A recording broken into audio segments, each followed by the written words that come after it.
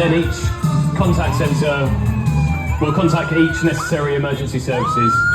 So as you'll see, the fire brigade is here first, standard.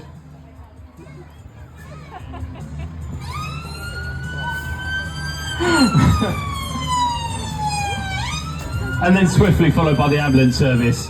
So we've got our retained crew from Pevensey. If we can have a round of applause for Pevensey. And they're being led by Watch Manager Lois Jukes.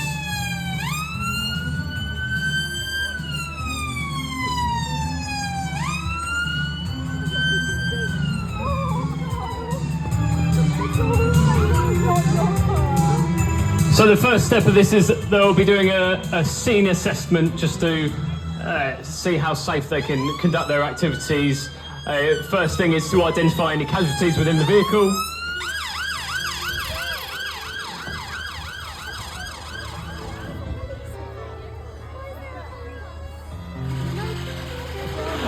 And then eventually the police arrive.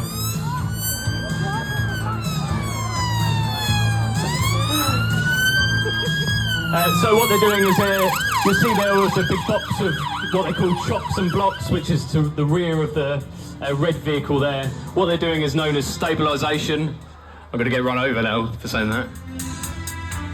It's known as stabilisation, so which makes sure the vehicle is secure for us to do our work.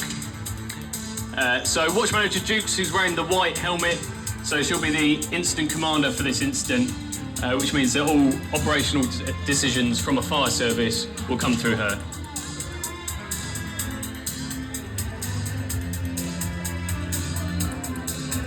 Quite early on, we'll probably identify a casualty carer, and that is one of our firefighters that primarily is just to communicate with what's happening with the people inside the car. Obviously, I'm sure you can appreciate it's a pretty stressful time anyway, without all this noise, all these people. So it's just to reassure the casualty within the vehicle.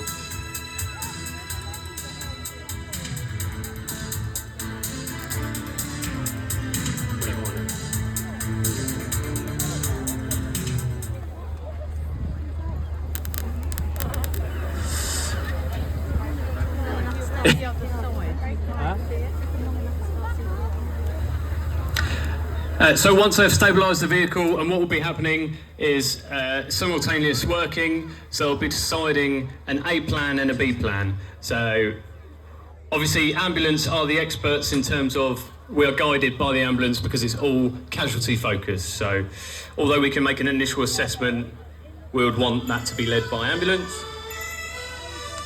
And the A plan is like an emergency plan. So if everything was to go wrong and the casualty was to get worse, their condition was to get worse, then we need that initial plan to pull them out of the vehicle. And what it's likely that they'll be doing is they'll remove the driver's door to achieve that. So it's creating that urgency that if we do need to do a quick plan, then we can just take them out of the driver's seat. Behind that, they'll now then have a B plan, which is a slower plan, which is safer for the casualty, which is likely to be a roof removal.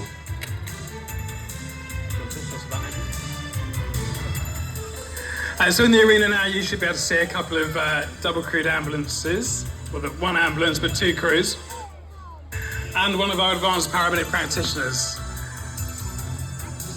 The advanced paramedic practitioner is identified with the red epaulets on his shoulders. It's Adam today. So this is since the Manchester Arena inquiry that senior paramedics and doctors at the scene should be wearing red shoulders, so they're easily found. Adam, as the most senior clinician, will have primacy or take the lead in all clinical decisions. But the operational commander today is Malcolm. He's quite tricky to miss in the pinny of power. Malcolm will be liaising with the fire incident commander Lois, and they will be checking all their plans together. You'll see Malcolm checking in with the ambulance crews often, and then feeding back to Lois. So by now, the ambulance crews would have done a quick assessment and decided how quick they want the patient out of their car, maybe provided some life-saving treatment, and updated our control room. So by providing a quick early update, we can get specialist resources to scene. It could be one of our critical care paramedics from Battle, or HEMS from Red Hill. And they'll be starting to think about the patient condition and what the next bit of the plan is. Where are we going to take them if we take them somewhere? So from here, our nearest trauma centre is Hastings, and the major trauma unit is over in Brighton. So by land, they would be the closest, but often from Hems, from the helicopter, it would be up to London. They'll be constantly reassessing the patients. And at the moment, it looks like they're stabilising the neck of one person in the car.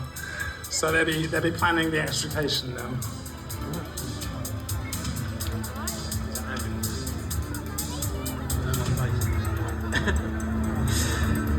So as you'll see, as we're talking about that plan A, that's now fully enforced because we've got the front door off, the driver's door. So now we've got an option, should that casualty deteriorate in any way, then we could just bring them out swiftly and leave them in the care of ambulance. So the technique that the crews are now using is something called peel and reveal. So they'll go inside the vehicle and basically take all the trim off that they can see, just to expose what's behind that.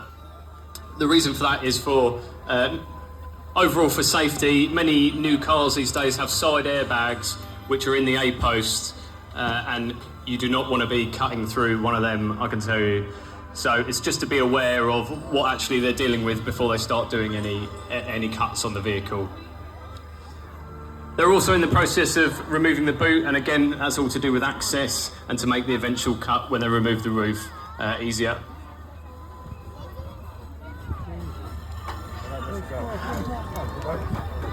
From the police side of things, I don't know if anyone noticed, but one of the drivers had run off in a tie-dye t-shirt, I think so. So if anyone sees them, give the police a shout.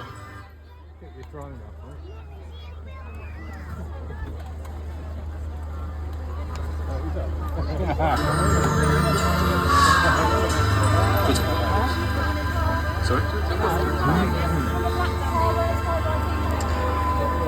So as you saw, that police car wasn't far behind the ambulance. They arrived. They initially took some photos of the scene. So the black car, they've identified the driver has run off in a tie-dye t-shirt. That's the information that's been provided to them. So they've taken photos of the vehicle registration mark on the number plate, okay? And inside the vehicle, they've seen a number of alcohol canisters.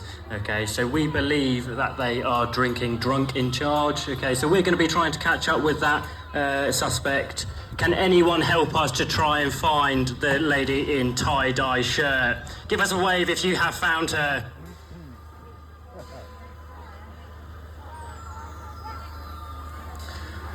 So we can see just in front of the 4x4, people are waving. Is the tie-dye lady down there? Is she sitting down? We'll get officers, we'll radio to officers, the other side in front of the 4x4.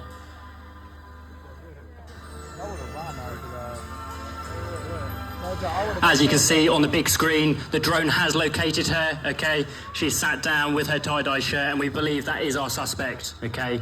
There's no running, there's no hiding, the drone has caught you and they're locked onto you.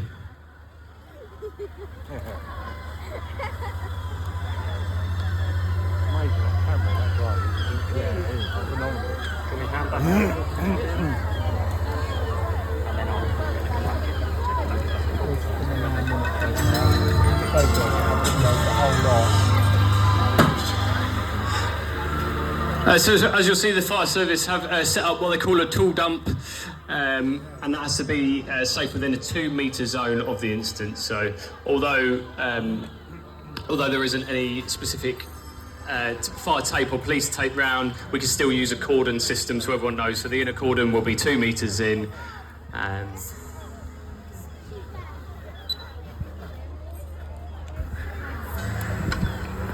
The first step, obviously, with these vehicles have no glass in them, but if they were to, then one of the first steps would be to glass management. Obviously, that's quite a risk for us. And what they do is, before they break the glass, they'll just use some tape to tape it up, make sure it all sticks together, and then they'll remove it. They'll remove it as a whole if they can.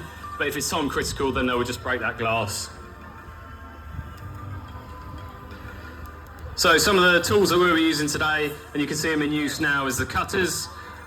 So until recently, they used to be hydraulic equipment, so which meant a lot more manual handling. You had to pull the... oh dear. So you used to have to carry the sets across, and then there was hoses and stuff that could get caught up. But now it's all battery-powered equipment, which is quite interesting because actually they cut better and more efficiently with modern-day technology than the hydraulics would, but you wouldn't necessarily think that. As you can see, the suspect's been brought back to the police car, so I'm going to hand over to the police to explain what's going on there. Thank you to all the members of the public that managed to help us locate the suspect for this driver, okay? The driver of the car. So everyone give a big boo for the suspect.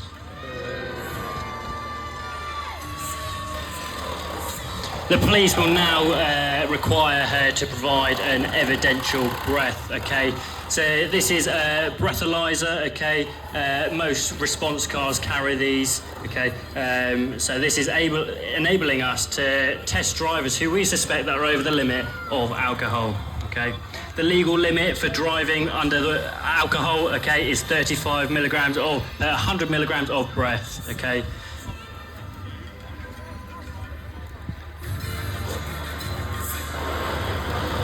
The police have conducted that test and she has failed, okay? So she is now under arrest for drinking and driving, okay? So everyone give a big cheer for the police. And she'll be escorted into the control tent where our custody is. You can see now that the most time-critical patient has been removed and will now be conveyed to the nearest appropriate hospital. Which, looking at their injuries, will probably be Brighton at the Major Trauma Centre. Out there today, there's a variety of grades of ambulance staff, so not everyone that's in an ambulance wearing green is a paramedic. We've got some emergency care support workers, which is a really good level to join the ambulance service at. Head off to college, and you do some learning and then get some frontline experience. You can then progress on to our associate ambulance practitioners through college, and with lots of support from colleagues in the ambulance service. And from then, you can do the degree as an apprenticeship as well through the ambulance service if you don't want to go straight to university to become a paramedic.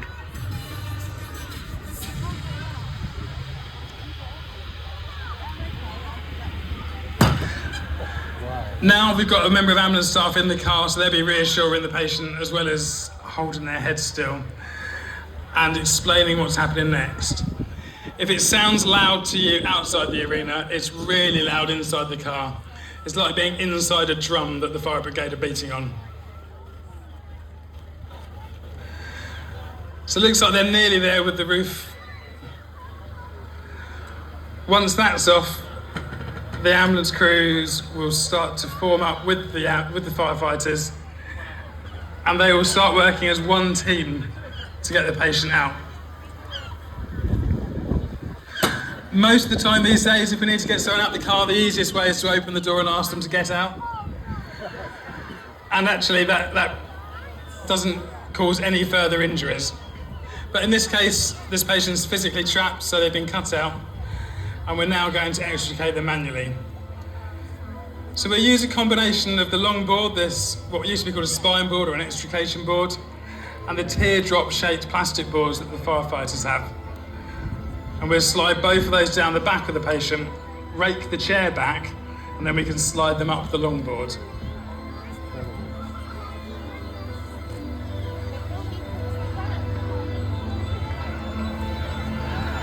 So once the two smaller teardrop boards are in, you see this long white surfboard.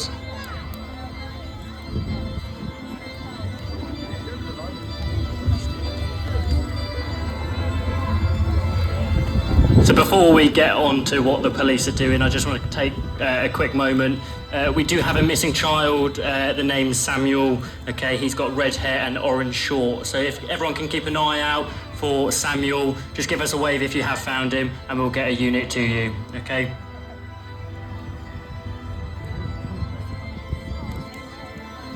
I've just heard Samuel is 6 years old. red hair and orange shorts.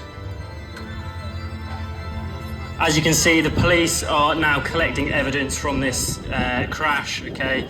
Inside the car there are a number of bottles that we suspect to be containing alcohol. That will be seized for forensic opportunities, okay? The officers, after they've done that, they will, once instructed by the operational commanders from paramedic and fire, they will then cordon off and our forensic investigation will start. This next move is really tricky because we've got to move the patient up the board, and you'll see a lot of people around them. There's always one person in charge at this point, and it's whoever's holding the head. So it doesn't matter if it's the most junior member of ambulance staff or a firefighter on their first ever down the road. They're in charge of this move if they're holding the head. And that person will change throughout this move, and they'll gradually be moved up this board in a really straight, easy move. There they go. So probably in 2 or 3 moves there'll be head at the top of the board, and the crews will be ready to level out the board and lift it out onto the stretcher at the back.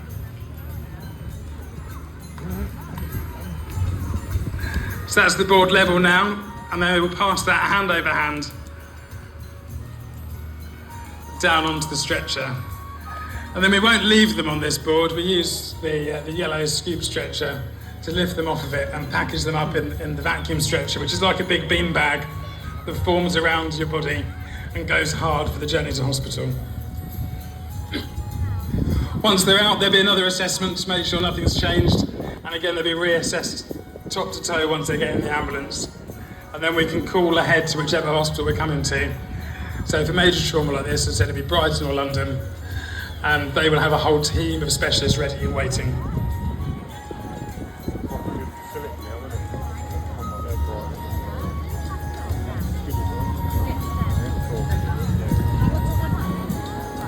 Yeah, so as you'll see that the fire service are assisting the ambulance with the manual handling of the casualty.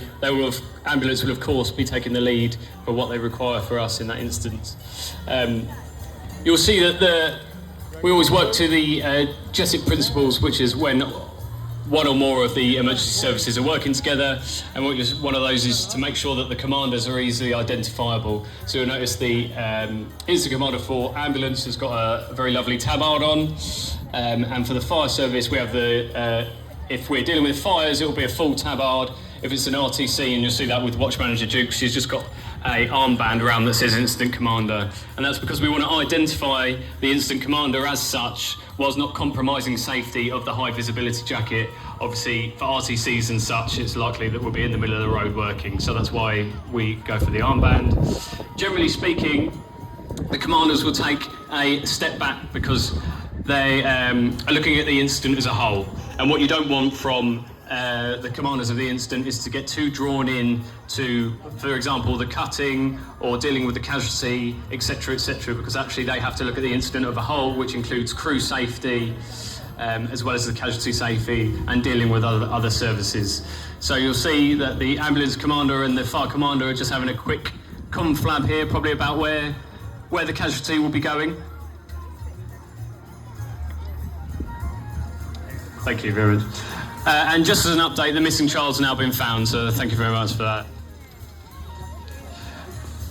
And they'll just assist wheeling the casualty over straight into the ambulance so they can continue to do their great work.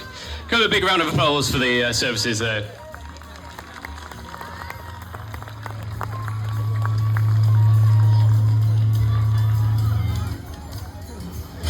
And as and when the incident commander sees fit, they might approve for the crews to dress down as long as it's safe, which it looks like they have done. Obviously this kit, whether you're dealing with fire or whether you're dealing with RTC, just keeps all of the heat in on your body. So we've got to be conscious of crew welfare, and that's what they've just done now. They've just agreed that we can, the crews can dress down so they can take their jackets off. So patients off to hospital, and the last bit now will be the debrief. So if it's a particularly traumatic job, Malcolm would have identified that and we'll arrange a debrief where we can head back to the ambulance station where we've got a dedicated mental health professional, Rachel, who can talk through things with us We've got people that are trained in trauma risk incident management, so they will talk to the crews and can arrange follow-up with that. And we've also got a fantastic volunteer chaplain service to look after our mental well-being after these incidents. So that'll be Malcolm's last job at this incident.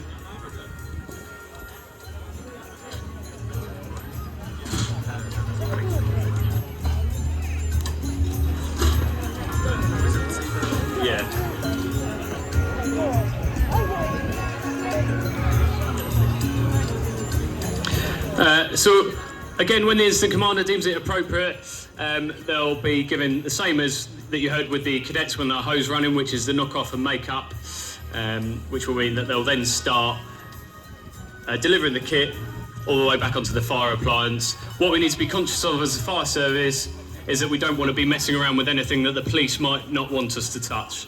So we would have, I assume they've already spoken to them, and they're happy with the way that the scene is.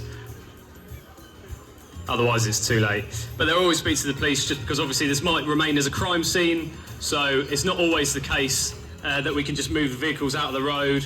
And that's something maybe to be conscious with if you're ever stuck in a traffic jam and you're thinking, oh, this is going on and on and on, can't they just move the car? Ultimately, if there's a fatality or something similar, it's likely that the vehicles will need to remain in situ for some time, just to understand what's happened there so they can secure that investigation. Oh yeah.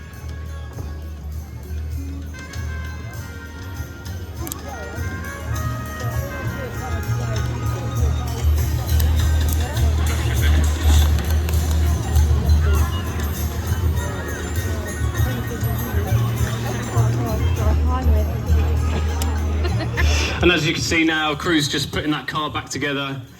A bit of duct tape, that'll be fine.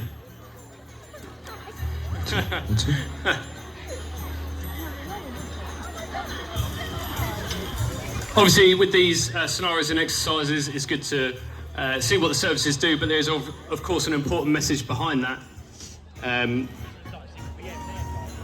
which the police are going to come and talk to you about.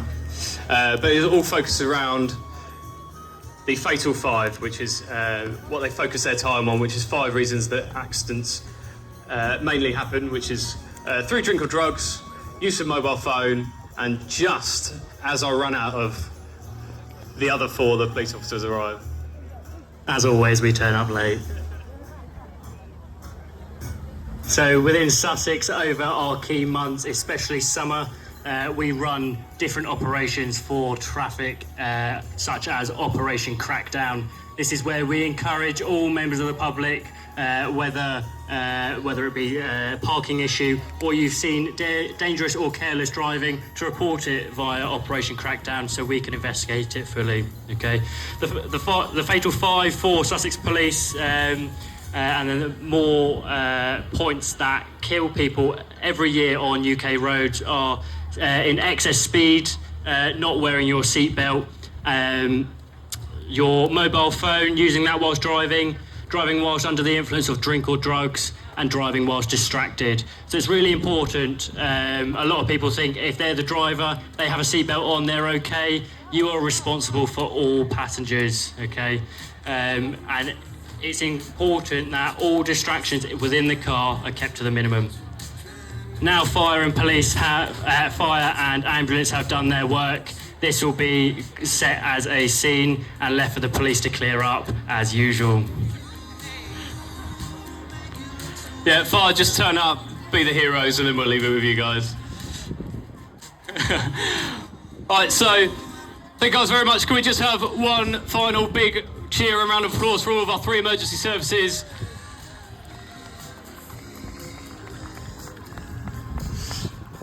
And also, you'll notice there was 2 what we call live, but in other words, human casualties. One of them was our runner, and the other one was in the vehicle there, rather bravely being cut out. So they're from a charity called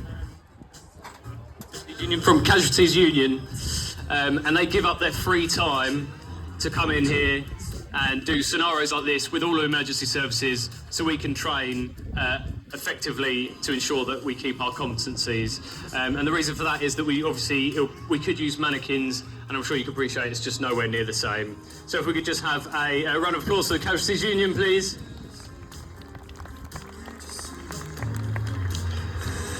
And that does conclude our RTC display. At 2:30 there will be a display from HO and Coast Guard, which will be up on the screen or down on the beach. So thank you very much. Thank you. That was a great display there, and thanks for